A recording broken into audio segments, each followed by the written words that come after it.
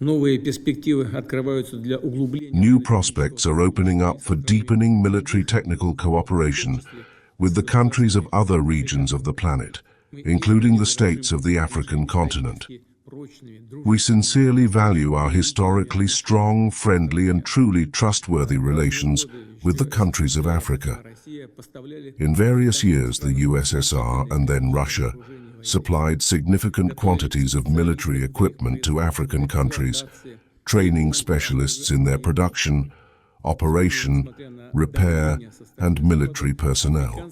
Today, despite the pressure from the West, African partners express their readiness to expand relations with Russia in the military and military technical branches.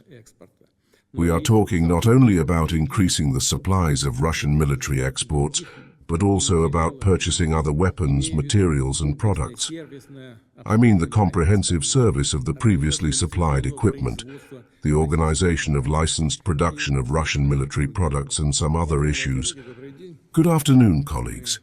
We are holding another meeting of the Commission on Military Technical Cooperation with foreign countries. First of all, we will analyze the results of our work for 2025 and determine plans for the future. I would like to note that in the past period, the military technical cooperation system has continued to operate in difficult conditions. The pressure from Western countries on our partners has increased in order to slow down and block their business relations with Russia. However, despite all these attempts, our export contracts were carried out in a stable fashion. Over the past year, Russian military technical equipment has been delivered to more than 30 countries around the world, and the amount of currency revenue has exceeded $15 billion.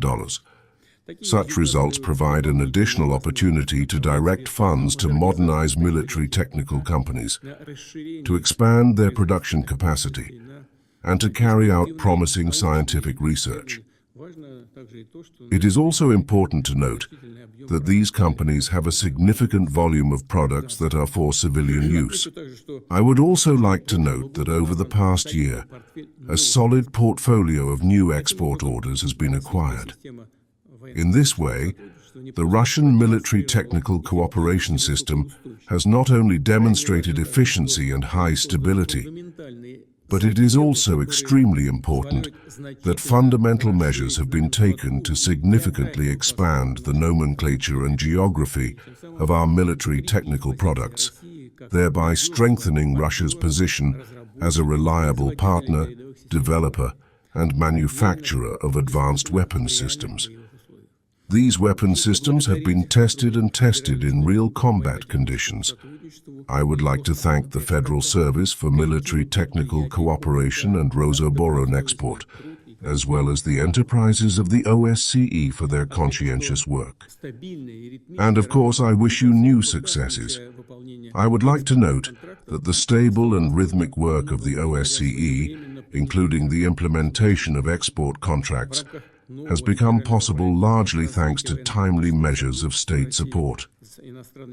As part of the new federal project for the development of Russia's military technical cooperation with foreign states, additional support measures are being introduced for the period of 2026-2028.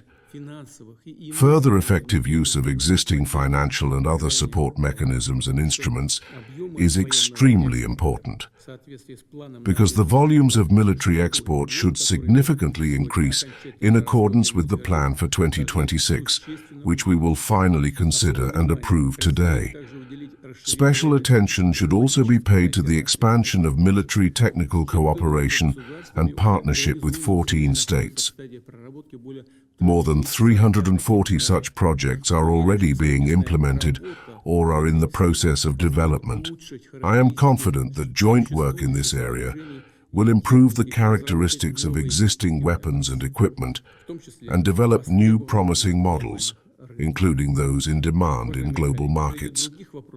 Among other issues on the agenda are the development of strategic military technical cooperation directions for our country, primarily with partners in the CIS and the OSCE.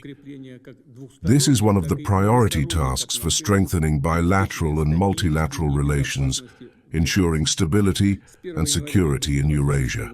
Since January 1, 2026, Russia has been chaired by the OSCE, and this requires systematic work with partners, including comprehensive approaches to expanding military technical ties.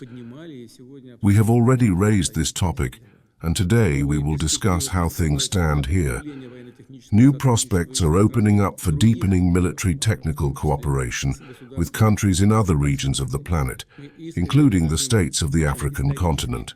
We sincerely value our historically strong, friendly and truly trustworthy relations with African countries. In various years, the USSR and then Russia supplied African countries with a significant number of weapons and military equipment, training specialists in their production, operation, repair, and military personnel. Today, despite the pressure from the West, African partners are ready to expand relations with Russia in the military and military technical spheres. We are not only talking about increasing Russian military exports, but also about buying other weapons, materials, and products. I mean the comprehensive service of pre-supplied equipment, licensing production of Russian military products, and some other issues. In general, there are enough of them for consideration today. Let's get down to work.